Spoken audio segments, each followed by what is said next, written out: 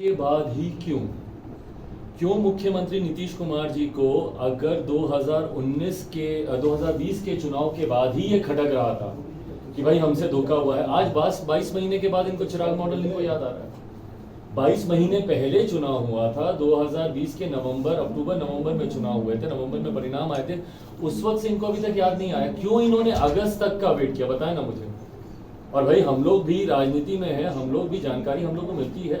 Yes, प्रयास इनके द्वारा पूरी तरीके से किया जा रहा था, राष्ट्रपति का प्रयास हो रहा था। भैया बिना आग के धुआं तो नहीं उठता ना। जब ये सुगबुगाहट भी चल रही थी कि भैया प्रेसिडेंट के लिए इनका नाम चल रहा था काफी समय तक, नहीं वो हुआ। उसके बाद इन्होंने आखिरी दाव खेलने का संभवतः प्रयास किया होगा, यकीनन प्रयास किया होगा कि उपराष्ट्रपति बने। नहीं तो टाइमिंग इतनी परफेक्ट नहीं हो सकती कि उधर उपराष्ट्रपति शपथ ले रहे हैं और इधर मुख्यमंत्री जी को 22 महीने पहले वाला चिराग मॉडल याद आ रहा है और यकायक मुख्यमंत्री जी को पता चल रहा है कि उनकी पार्टी को तोड़ने की साजिश की जा रही है। ये तमाम बातें हकीकत है, जैसा मैं बार बार बोलता हूँ भाई कि मुख्यमंत्री जी अपनी कुर्सी के अलावा वो किसी के सगे नहीं है। मुख्यमंत्री जी सिर्फ कुर्सी कैसे उनको मिल जाए और इसके लिए वो प्रयासरत रहते हैं। अब उपराष्ट्रपति की कुर्सी नहीं मिली तो यकीनन 2024 में प्रधानमंत्री की कुर्सी का ये प्रयास करेंगे। पर बार बार मैं बोलता हूँ कि जब जब विपक्ष में ऐसे महत्वाकांक्षी नेता आते हैं तब तब विपक्ष और ज्यादा बढ़ता है और भारतीय जनता पार्टी मौजूदा प्रधानमंत्री नरेंद्र मोदी जी की राहें वो लोग और आसान करते हैं। विपक्षी एकता एक भ्रम मात्र बना के रख दिया है इन तमाम महत्वाकांक्षी नेताओं ने। जब आप एक मंच पर विपक्षी एकता वाले हाथ पकड़े हुए देखते हैं, जब एक मंच पर तमाम विपक्षी नेता हाथ पकड़कर खड़े होते हैं, तो एक साथ कम से कम 1 दर्जन आपको प्रधानमंत्री पद के दावेदार दिख जाते हैं। और खास तौर पर ऐसे नेता जिनकी महत्वाकांक्षाएं बहुत ज्यादा हैं।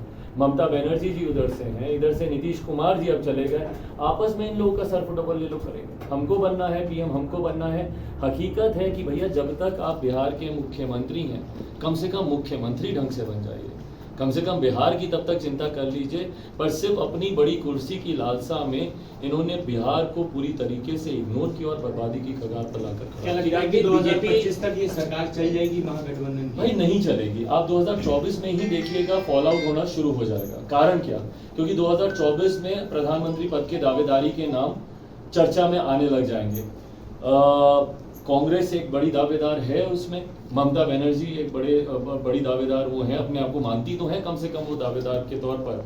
और भी कई हैं, शरद पवार जी हैं, तमाम नेता हैं वहां पर। अब जब उसमें जब कोई एक आम सहमति नहीं बनेगी और जैसे ही विपक्ष बटेगा, ये होता है, ये होता आया है। ये भानुमति के कुंबे ने अपना स्टैंड शुरू से क्लियर रखा ही है कि मैं चुनाव के वक्त किस गठबंधन में जाऊंगा, ये निर्णय उस वक्त लिया जाएगा। भाई कारण है इस बात का, मैंने पार्टी को लिटरली फ्रॉम द स्क्रैच से शुरू किया है, बिल्डअप करना मैंने शुरू किया है। मुझसे मेरी पार्टी का नाम छीन लिया गया था, मेरा सिंबल छीन लिया गया था। एक नए नाम, एक नए सिंबल के साथ और मेरे नेता के विजन डॉक्यूमेंट बिहारी फर्स्ट के साथ मैंने नए सिरे से पार्टी को, मैं आज ही अगर मैं गठबंधन की रेस या दौड़ में अगर मैं उलझ कर अगर मैं रह जाऊं तो मैं पार्टी पे नहीं ध्यान दे पाऊंगा। और आज मैं गठबंधन अनाउंस करके मैं करूंगा भी क्या भैया, कल तो कोई चुनाव है नहीं। जिस दिन बिहार में मध्यावधि चुनाव घोषित होते हैं और या फिर उससे पहले अगर जनरल इलेक्शंस आते हैं 2024 के, उस वक्त जरूर अलायंस की घोषणा की जाएगी। चाचा पारस एनडीए में आने की बात कह रहे हैं, उनकी तरफ से कहा गया है कि एनडीए में आते हैं तो स्वागत है, मजबूत होगा। शुभ दिन, शुभ बातें कीजिए।